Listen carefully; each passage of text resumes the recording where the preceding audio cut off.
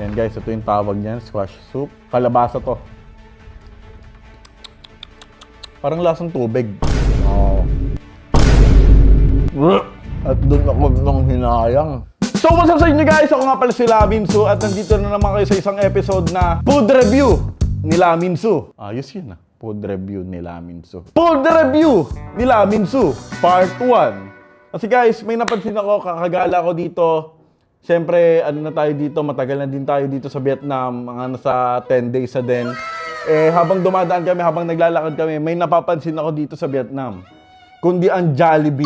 So, i-review natin yung Jollibee kung masarap or hindi dito sa Vietnam. Kasi guys, Jollibee kasi sa Pilipinas sobrang quality, original, crispy-licious, Jollilicious, at bida-bida. Siyempre si Jollibee din, bida-bida. Yung Jollibee dito, hindi bida-bida.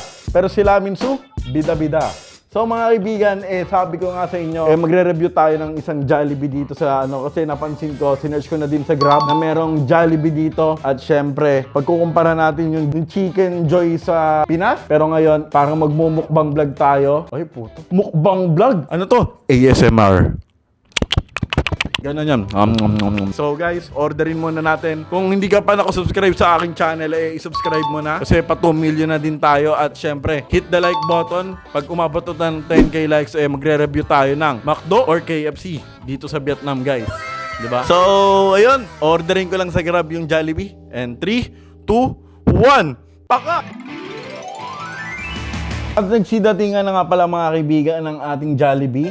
At syempre ito lang in-order natin kasi ito yung mga kakaibang pagkain dito sa Vietnam. Yung sandwich nila, yung hotdog nila, syempre yung chicken, tsaka yung burger. At syempre wala silang yung burger. Basta't magkaiba sila mga kaibigan. Kung di nyo lang naitatanong, nung bata pa ako sobrang favorite ko lang talaga si Jollibee. At syempre napanood ko na din yung bot. Joke lang. So, ayan. Ito yung mga titikman natin ngayon. Siyempre, parang in-order ko na din yung whole menu sa Jollibee. Parang ito na din yun Sobrang konti lang talaga ng menu nila. So, ang una natin tetestingin siyempre yung drinks. Ayaw niya. Ayaw ko Oh, ewan. ASMR to guys. Pepsi siya. Ay, oo nga pala guys, wala silang soup na ganito. Yung squash soup ang tawag. Ayan guys, ito yung tawag niyan, squash soup. Kalabasa to.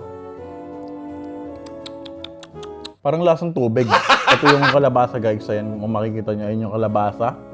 Ayan, tikman na natin kalabasa guys. Pampalinaw ng above to. Uy, may manok din. May manok din Zoom in nyo. May manok din. Okay.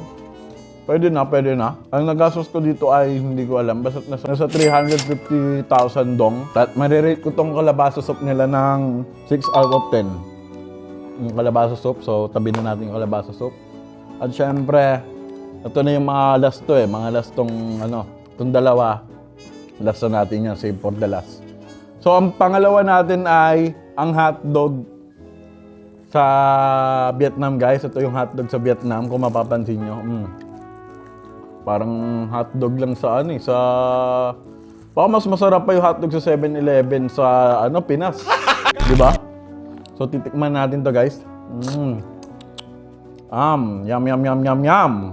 Ito na guys. The first bite. Hindi naman hotdog to Lasa siyang sausage. Lasa siyang sausage guys. Hindi siya hotdog. Not bad. I-rate ko siya ng wait lang. Okay siya. At walang gravy.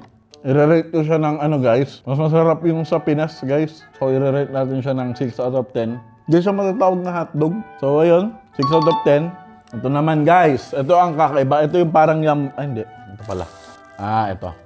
Ito nga pala ang parang chicken burger sa Vietnam guys, kung mapapansin nyo. Chicken burger. Hindi.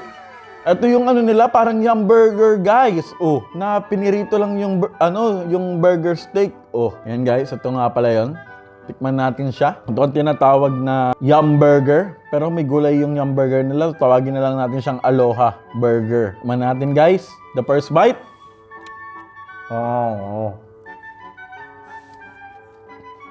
Gagi.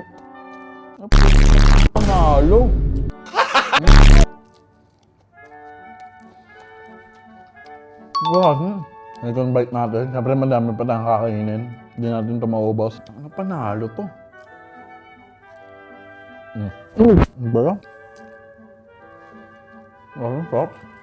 Ang score ko dito sa Aloha Burger ng Jollibee 8 out of 10 to. Sobrang panalo sa Vietnam. Itong burger na to, babalik-balikan ko to. Inom muna tayo.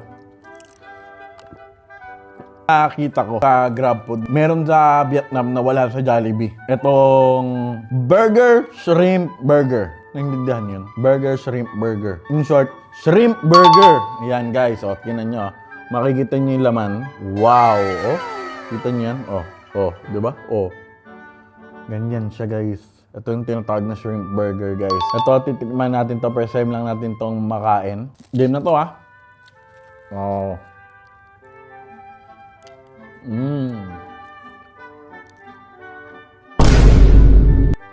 Okay.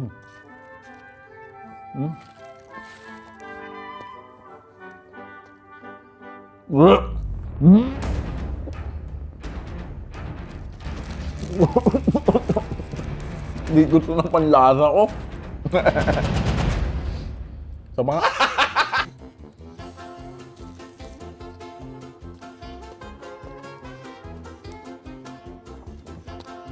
Baka makabawi ka pa. At doon ako nang hinayang. Expectation ko.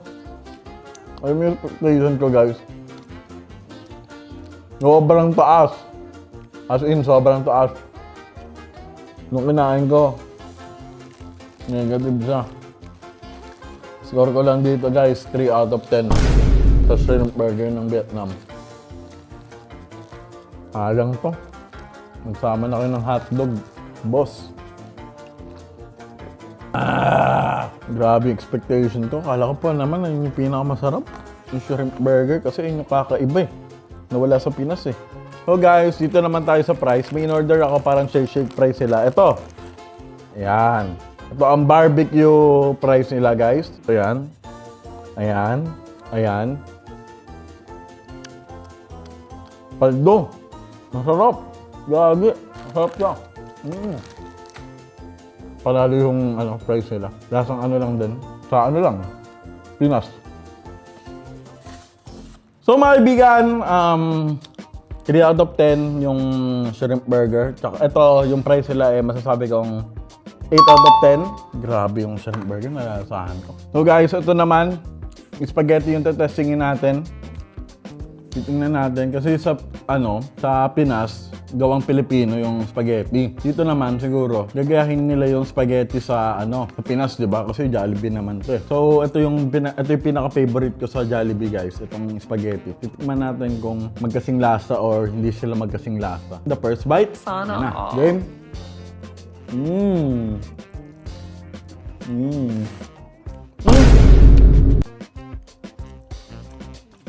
Grabe!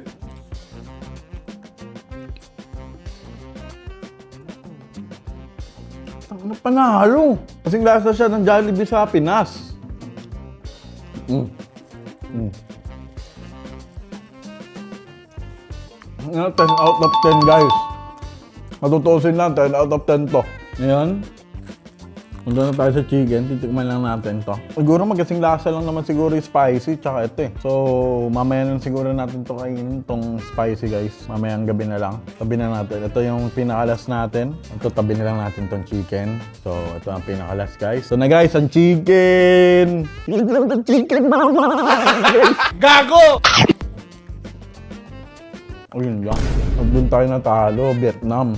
At doon lang tayo natalo. Totoo nga, sabi nga nung mga iba, mga taga-OFW, mga nagwo-work sa ibang bansa. Mas masarap ang chicken sa Pilipinas kaysa sa mga ibang bansa, guys. Ito. I-rate ko siya ng 7 out of 10. Since hindi niya nakuha yung para sa akin lang naman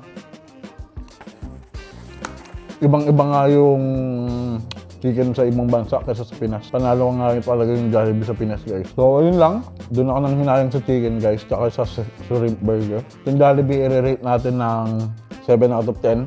Baka pwede pang 6.5 eh. Doon, mga 6.5, 7 or 6. Doon siya umikot yung Jollibee. So, guys, kung gusto nyo pa tong episode na ganito, titikman natin yung KFC or McDo dito sa Vietnam. Mag-comment down below. At syempre, pag umabot to ng 10k likes, aariba tayo ng Jollibee tsaka KFC, guys. At syempre, may mga Vietnam vlog pa tayo na kailangan yung abangan kasi on editing pa lang yan. At ayun lang, guys. Subscribe kayo kasi road to 2 million na tayo at hit the like button. Sabi ko nga, 10k likes. At ayun lang. Peace out. Subscribe. Bye-bye. Nyam, nyam.